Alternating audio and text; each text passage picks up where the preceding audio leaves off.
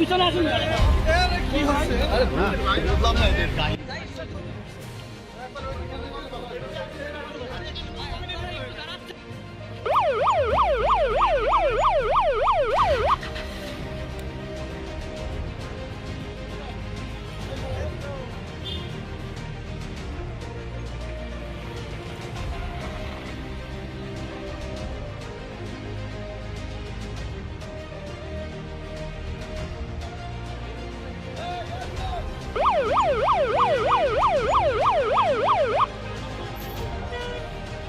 বললাম স্যার আমার কাছে 1 লক্ষ টাকা ঘুষ দাবি করে, আমি ওনার পা জড়িয়ে ধরি, আমার সে মূল্যতে টাকা ছাড়া কোনো কাজ করবো না।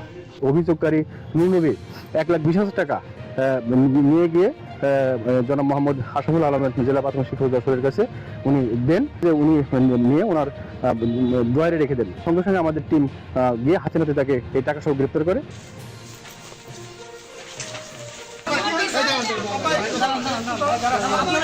বললাম স্যার আমার কাছে 1 লক্ষ টাকা ঘুষ দাবি করে, তখন আমি নিরুপায় হয়ে যাই, আমি কান্নাকাটা করি। আমি বলি স্যার আমার তো টাকাতে সুযোগই নাই, এবং ইভেন আমি বলতে বাধ্য হচ্ছে, আমি ওনার পা জড়িয়ে ধরি, আমার সে মূল্যতে তখন আমি বাধ্য হয়েছিলাম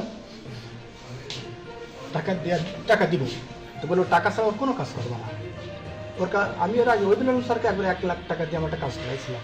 আমি স্যারকে রিকোয়েস্ট করলাম যে স্যার আমার ওই ফাইলটা ছেড়ে দেন, বলে ওখানেও 1 লাখ টাকা লাগবে, তো 2 লাখ টাকা, সেই টাকা আমি 30,000 টাকা দিলাম।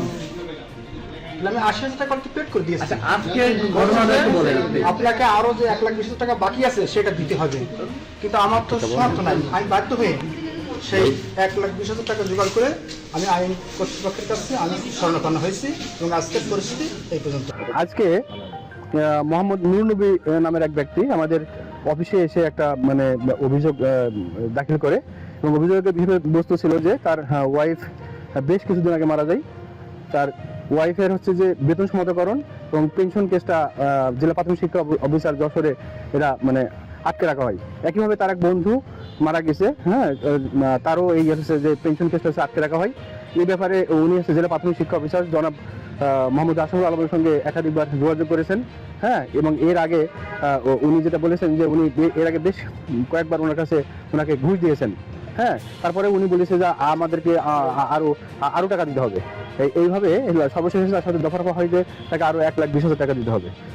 এখন এই মোহাম্মদ নূর নবী এই টাকা খুব কষ্ট করে গুছিয়ে এই অন্যায়ের বিরুদ্ধে প্রতিবাদ করার জন্য উনি আমাদের দুদক অফিসে আজকে যোগাযোগ করেছে, এবং আমরা দুর্নীতি কমিশন প্রধান কার্যালয় থেকে আমরা অনুমোদন নিয়ে আমরা হচ্ছে আজকে একটা ট্র্যাপ কেস করি। ট্র্যাপ কেস বলতে আমরা ট্র্যাপ পরিচালনা করি।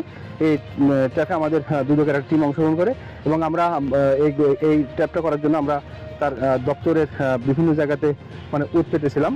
তারপরে যখন হচ্ছে যে এই অভিযোগকারী নূর নবী 1,20,000 টাকা নিয়ে গিয়ে জনাব মোহাম্মদ আশরাফুল আলমের জেলা প্রাথমিক শিক্ষা অধিদপ্তরের কাছে উনি দেন, এবং এইটা হচ্ছে যে উনি নিয়ে ওনার ড্রয়ারে রেখে দেন। সঙ্গে সঙ্গে আমাদের টিম গিয়ে হাতে তাকে এই টাকা সহ গ্রেপ্তার করে আমরা অলরেডি মামলা দায়ের করেছি, এবং এখন আমরা তাকে আইন অনুসারে এখন আমরা তাকে থানায় সোপর্দ করব।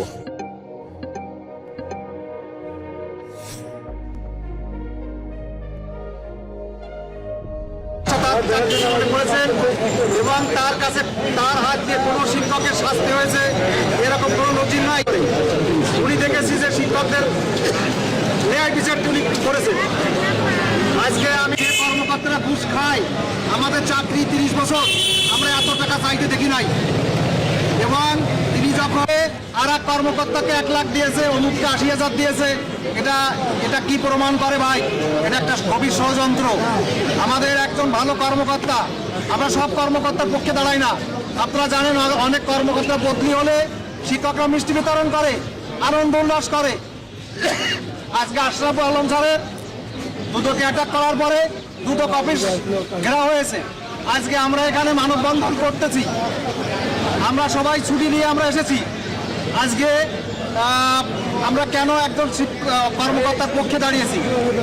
কম সৎ হলে তার পক্ষে শিক্ষকরা দাঁড়ান না। আমরা আপনাদের মাধ্যমে সকলের কাছে বলতে চাই, আপনারা সঠিক তদন্ত করেন, তদন্ত করে দেখেন যে আসলে ঘটনাটা কি ঘটেছে। গভীর চক্রান্তের শিকার হয়েছেন আমাদের কর্মকর্তা মহোদয়।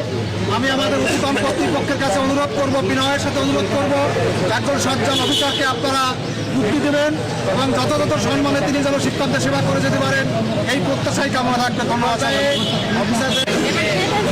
বক্তব্য নেই, ভাই বক্তব্য দিতে চাই ভাই এই নিয়ে আপনার পরিচিত জেলা শিক্ষা অফিসারের বিরুদ্ধে যে অভিযোগ এনেছে মোহাম্মদ নুরুন নবী, সহকারী শিক্ষক, হাজির আলী সরকারি প্রাথমিক বিদ্যালয়, পূর্বে যে রসাতে তিনি কর্মরত ছিলেন, ওখানে কর্মরত থাকাকালীন পঞ্চম শ্রেণীর এক ছাত্রীর স্পর্শকাতর জায়গায় হাত দেওয়ার অপরাধে ওনার বিরুদ্ধে তদন্ত সাপেক্ষে বিভাগীয় মামলা হয় এবং সেই বিভাগীয় মামলায় শাস্তিস্বরূপ তাকে বাঘারপাড়ার যশোর জেলার একটি বিদ্যালয়ে, যশোরের সর্বশেষ একটি বিদ্যালয়ে বদলি করা হয়।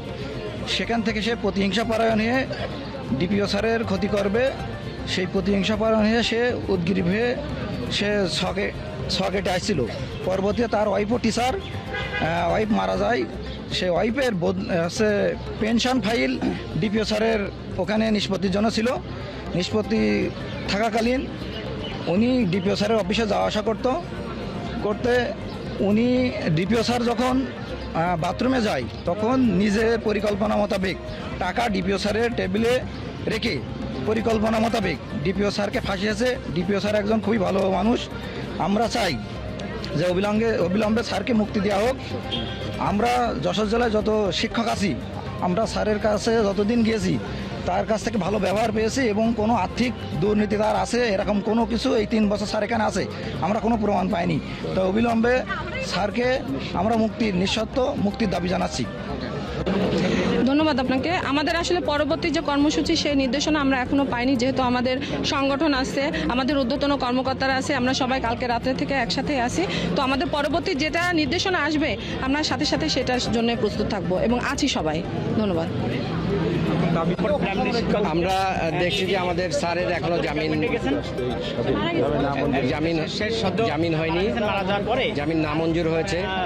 আমরা অত্যন্ত বেদনা হতো।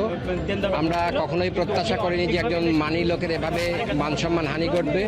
একজন শিক্ষকের কারণে যদি এই ধরনের ঘটনা ঘটে থাকে, আমরা পরবর্তীতে আমরা বিভিন্ন স্তরের আমাদের প্রাথমিক শিক্ষা বিভাগের ঊর্ধ্বতন কর্তৃপক্ষের কাছে আমরা স্মারকলিপি প্রদান করব এবং একজন সম্মানিত মানুষকে সসম্মানে তার জামিন এবং তার স্বপদে ফিরিয়ে দেওয়ার জন্য আমরা আমাদের ঊর্ধ্বতন কর্তৃপক্ষের কাছে আমাদের আবেদন থাকবে।